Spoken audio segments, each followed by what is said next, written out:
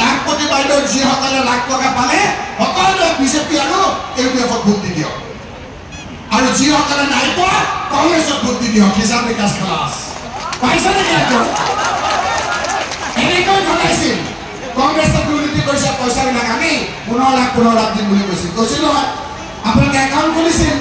account খোলাৰ পিছত ফোনটো লৈ ঘৰত শুই থাকে ৰিংকে মাৰিব 15 লাখ টকা ওলাব পুৰিংকে মাৰিব 15 লাখ পালে নেকি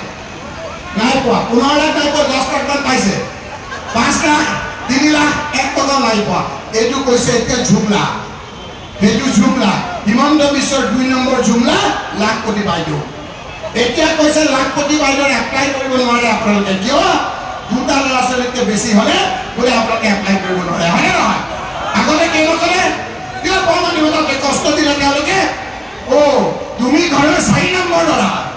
তুমি 4 নম্বৰ ল'ৰা মুখ্যমন্ত্ৰী হ'ব পাৰিবা আৰু মোৰ এই মহিলাসকলে দুটা ল'ৰা ছোৱালী তেওঁ আপোনালোকক লাখপতি বাইদেউ এপ্লাই কৰিব নোৱাৰিব সেইকাৰণে ৰাহুল গান্ধী ডাঙৰীয়াই কৈছে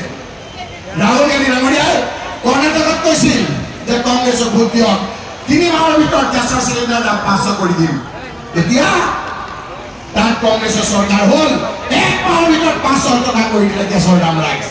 ৰাহুল গান্ধী ডাঙৰীয়াই কৈছে 1200 টকা অৰুণোদয় পাইছে নেকি অৰুণোদয় পাই পেলাই 1200 টকাত ঘৰ চলে নেকি